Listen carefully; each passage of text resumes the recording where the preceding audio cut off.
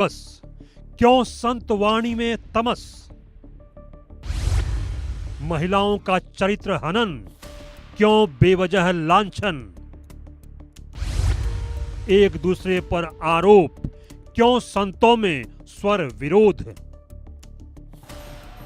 देश दुनिया में राधाष्टमी मनाई जा रही है। भाद्रपद महीने के शुक्ल पक्ष की अष्टमी तिथि को शास्त्रों में श्री राधा जी का प्राकट्य दिवस माना गया है। मान्यता है कि श्री राधा जी वृषभानु की यज्ञ भूमि से प्रकट हुई थी। वेद और पुराण में इन्हें कृष्ण वल्लभा कहकर गुणगान किया गया है।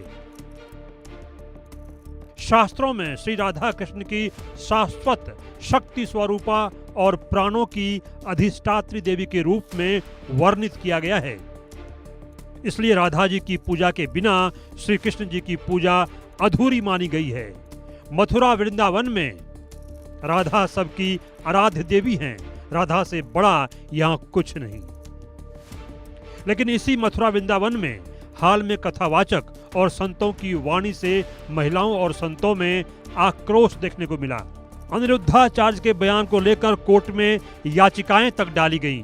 उनके बयान पर महिलाओं ने विरोध जताया। संतों की ओर से भी विरोध देखने को मिला। वाणी पर विवादों में कथावाचक प्रेमानंद जी भी आए, लेकिन इनका इतना विरोध नहीं हुआ जितना कि अनिरुद्धाचार्य का हुआ। विरोध के स्वर इतने बढ़े कि रामभद्राचार्य ने प्रेमानंद को संस्कृत ज्ञान को लेकर चुनौती भी दे डाली। रामभद्राचार्य ने कहा कि वे प्रेमानंद को विद्वान नहीं मानते। साथ ही कहा कि प्रेमानंद उन्हें संस्कृत का एक अक्षर बोलकर दिखा दें या उनके संस्कृत के श्लोक के ही अर्थ बता दें। इस विवाद में शंकराचार्य अभिमुक्तेश्वरानंद सरस्वती भी शामिल हो गए और उन्होंने रामभद्राचार्य को लेकर तीखी टिप्पणी की। उन्होंने कहा कि प्रेमानंद जी को संस्कृत के ज्ञान की जरूरत ही क्या है, वो तो भगवान का नाम संस्कृत में ही लेते हैं। इसके बाद इस विवाद में जगत गुरु रामानंदाचार्य भी शामिल हो गए। उन्होंने अनिरुद्धाचार्य के महिलाओं पर लिव इन रिलेशनशिप वाले बयान को सही नहीं माना। हालांकि इन्होंने लिव इन को भारत की परंपरा नहीं बताया, लेकिन कहा कि भाषा का संयम बेहद जरूरी है। हे राधा रानी, बंद करो कलंक कहानी। बड़ा सवाल यही है कि क्या कथावाचक संतों के बीच आरोप प्रत्यारोप, एक दूसरे को नीचा दिखाने या कमतर मानने की मानसिकता खत्म होगी? क्या ऐसी उदात्त वाणी सामने आएगी जो सबके मन को भाए, जिससे किसी का अपमान नहीं हो? अगर संतों के बीच अहंकार व्याप्त हुए हैं तो क्या वे खत्म होंगे?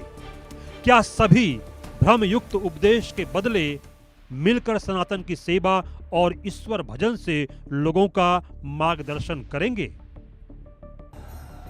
राधा रानी तो जगमाता हैं, वे संसार का कल्याण चाहती हैं। ऐसे में राधा को आराध्य मानने वाले कथावाचक और संत क्या ऐसी वाणी बोलेंगे जिससे मन का आपा खत्म हो और उनकी वाणी सबको शीतल लगे? Bureau report, India news. आप ये सोच रहे होंगे कि आज ऐसा क्या है, ऐसा नया क्या है। दरअसल ये मुद्दा लोगों